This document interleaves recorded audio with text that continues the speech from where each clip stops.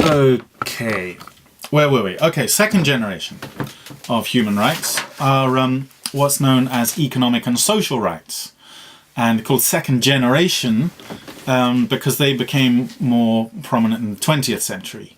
Was the first generation became prominent, as I said, from the 17th century, really. 19th and 20th century, you can say, became more prominent. They were influenced not so much by liberalism as by socialism.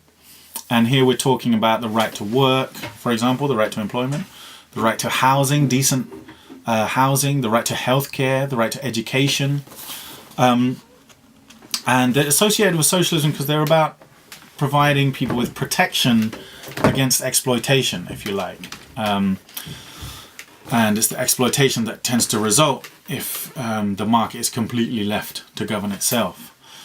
They're known as positive rights here. This distinction was made by Isaiah Berlin, by the way, between negative and positive rights, or negative and positive freedoms. So economic and social rights known as positive rights, positive freedoms, because, well, pause the video here, see if you can think, well, if negative freedoms were called negative freedoms because the government has to stand back and not do something, why do you think these social and economic rights might be called positive freedoms? Pause the video, have a think. So they're called positive freedoms because basically they require quite a significant amount of positive intervention by the state in order for these rights to be realized. So, for example, freedom of the press just means the government don't censor stuff. They just have to not do something, hence negative freedom. The right to education, the state has to do quite a lot, doesn't it? It has to build schools, employ teachers, and so on and so forth. So these positive freedoms actually rely on some intervention by the state, whereas negative freedoms are about the state not intervening. If we're thinking about the right to a decent wage, then the state has to actually interfere, it has to make regulations about minimum wages and so on. If we're talking about the right to health or healthy working conditions, then the government has to regulate the conditions in factories and so on, pass laws banning certain practices. So positive freedoms, economic and social rights depend on the government actually actively providing something, usually. Hence positive freedoms, they actually have to positively get involved rather than just standing back.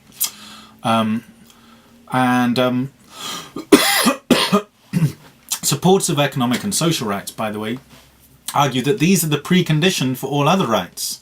So they say, well, it's kind of meaningless to have freedom of the press if you haven't got the right to education.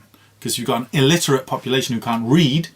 What good is it if you've got all of these wonderful different newspapers with their different opinions if no one can read them? Or what good is it to have freedom of religion if the only way you can earn a living for your family is by working 12-hour days, 7 days a week? When are you going to go to church? When are you actually going to go to the synagogue or the mosque or whatever? So supporters of economic and social rights argue actually these are really fundamental. These are the basis, the conditions for the enjoyment of all your other rights as well.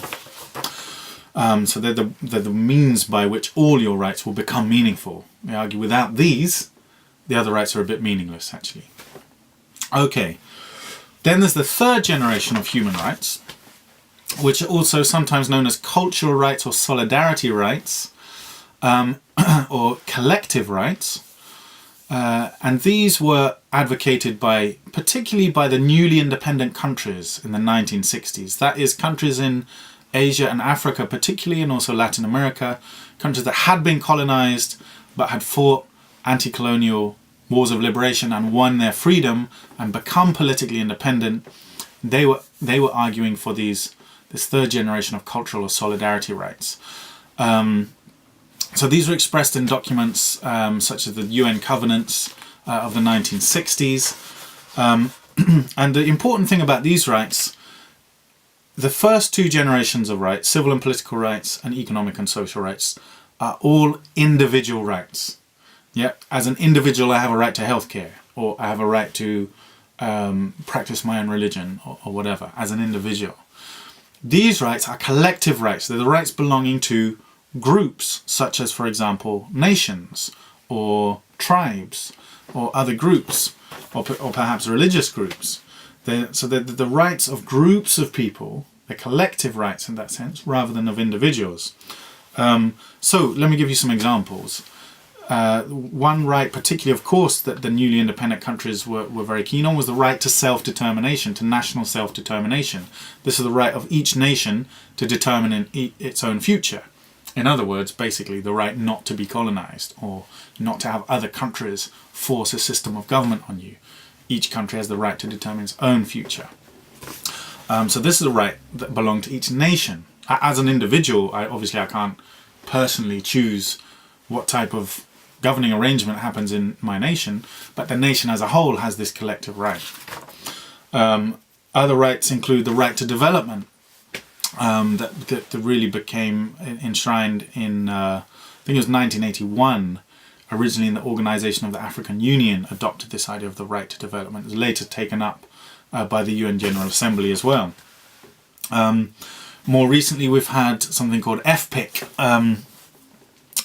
which is known as Free and Prior Informed Consent. Free and prior informed consent. This is basically the right of communities, and particularly tribal communities, to be consulted over development taking place on their ancestral land.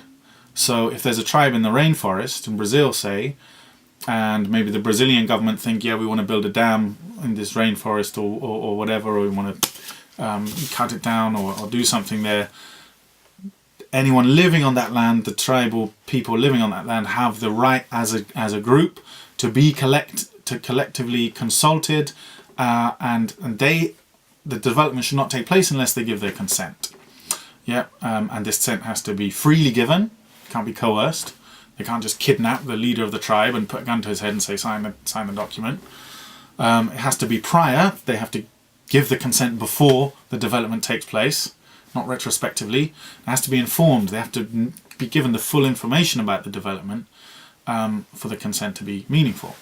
So free, prior and informed consent has again been adopted by the UN General Assembly as the collective right of particularly tribal peoples, indigenous peoples, whose homelands may be threatened by development. Okay, so now so those are three examples, and this type of human rights is very controversial, because a lot of people, especially liberals, believe that actually the whole point of human rights is that they're individual rights, and it's kind of meaningless if the idea of collective rights is kind of meaningless and something different from human rights, they argue. So it's been criticized by some as kind of running counter to the whole ethos of human rights, which is based fundamentally on individualism. And there's even an argument that these collective rights or solidarity rights can actually even undermine human rights, individual human rights. Especially when cultural traditions run counter to certain individual human rights. Let me give you an example. So what about if there's a nation, for example, that has in its tradition the practice of child marriage? Well, then, according to this collective right to national self-determination, each nation should be, responsible for its own laws, shaping its own future.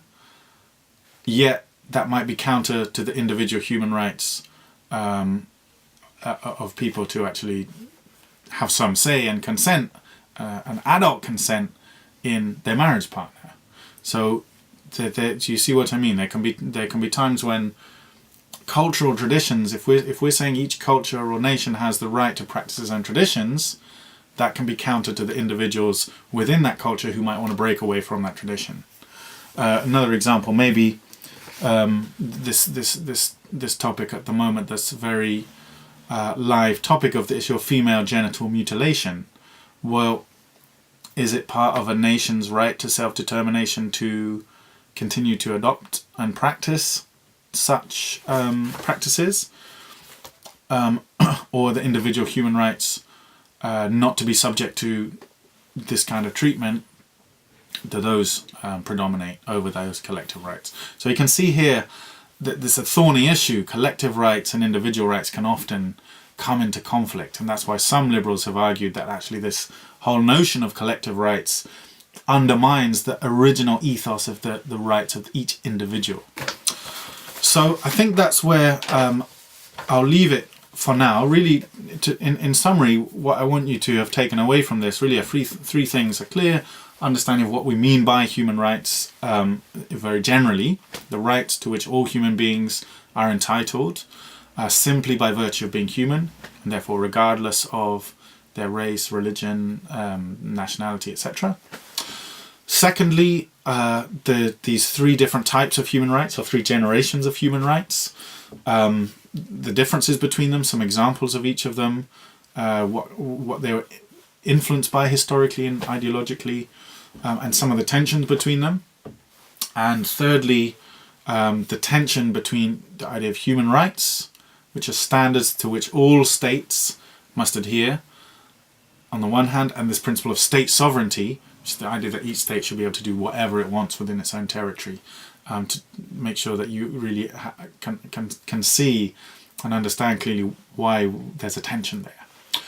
So that's where we'll leave it for now. Thanks for listening. Make sure that you've got good notes on this, and also that you've jotted down any question. Always, when you're watching these lectures, should have said this at the beginning really, but you can do it now. As you're listening, if there's anything you don't understand, jot it down as a question, or even if there's something you do understand but you've got a further question, or it might not be about clarifying the understanding, it might be just something that's occurred to you. I want you to bring something based on this lecture to class, some kind of question for me, some sort of follow-up question or basis for discussion, or some aspect of this that you think is interesting and you want to look at in a bit more detail, or anything like that. So make sure you have some questions and some points to raise in our discussion when I see you next. Okay, thank you for listening.